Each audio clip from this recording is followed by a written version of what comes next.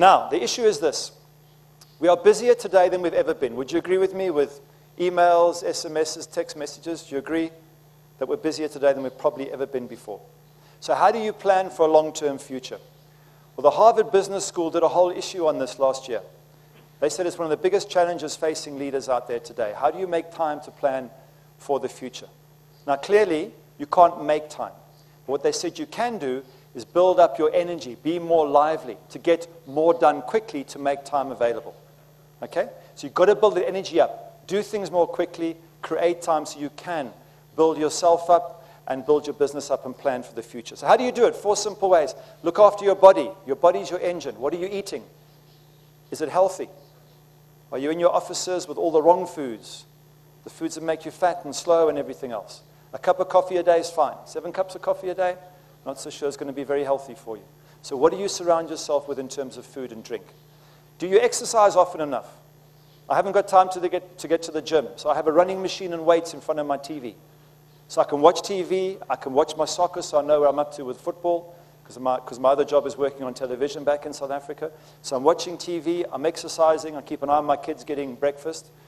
I do all those things. I haven't got time to go to the gym, but I still make sure I exercise all the time. So are you looking after your body the whole time? You've got to exercise and you've got to eat well. You've got to get up and move around. If you're sat at a desk for anything up to 2 hours, let's say you must take a 10-minute break every 2 hours to give your body a chance to move around. That's 10 minutes every 2 hours, not 2 hours every 10 minutes. And the question is, what do you do in those 10 minutes? Well, if helping other people makes you feel more energized, then help people. So if there's someone in your office who needs help, who's going through a bad time, do something spiritual in that sense. Do something that gives you a sense of purpose and raises your energy. The next one is your mind. One of the lovely suggestions the Harvard Business School gave was a lot of people who are busy on phones walk into their home arguing and discussing business on the phone, and they bring that energy into the home space. Now, your home space is your foundation.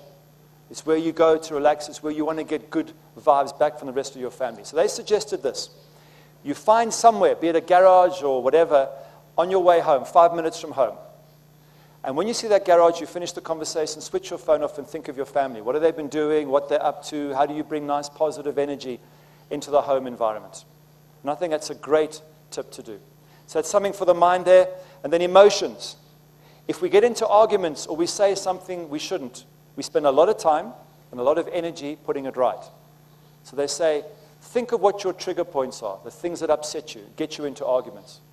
And as soon as a discussion starts to go that way, if you're dealing with a bad customer or a hard customer, and you start feeling yourself getting upset and you're about to say something you shouldn't, then it's time to just calm down, maybe phone them back, maybe go and do something else, etc.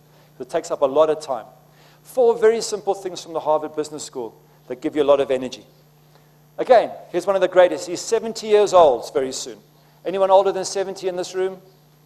Anyone older than 70? I don't see any hands going up. No one. Okay, so there's no excuses. No one's older than 70.